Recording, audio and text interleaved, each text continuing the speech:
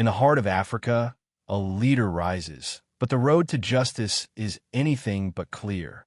Amidst a continent still scarred by the weight of oppression, this leader faces impossible odds, betrayal, corruption, and an unyielding enemy that seems invincible.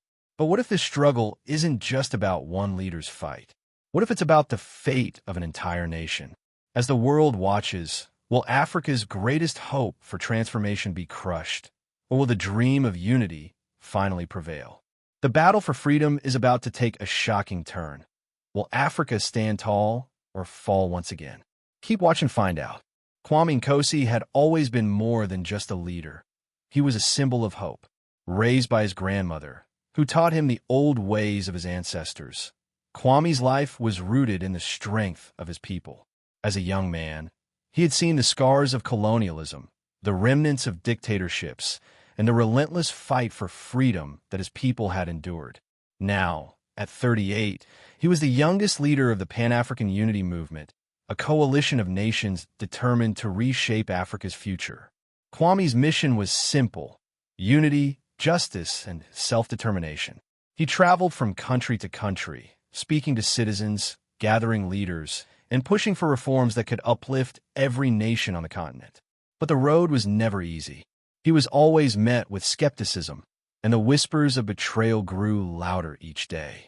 Behind the doors of power, enemies waited, watching his every move. As Kwame's movement began to gain momentum, a shadow loomed.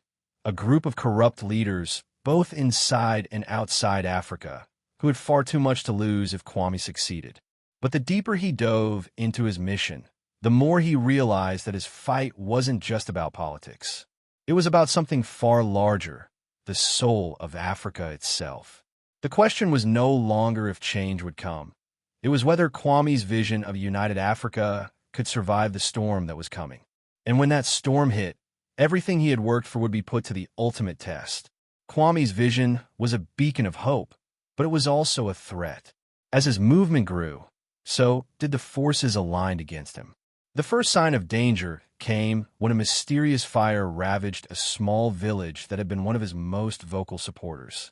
The authorities claimed it was an accident, but the villagers knew better. The fire was a message, one that echoed through the halls of power: stay in line, or else. Kwame didn't flinch. He doubled down, rallying his followers with a speech that electrified the crowds. He spoke of unity, of standing tall in the face of adversity, and of the promise of a new, just Africa. But the message was clear: the oppressors were watching, and they would stop at nothing to silence him. In the weeks that followed, more incidents followed. Targeted arrests, blackouts during rallies, and increasingly hostile media campaigns that twisted his words into threats of violence. The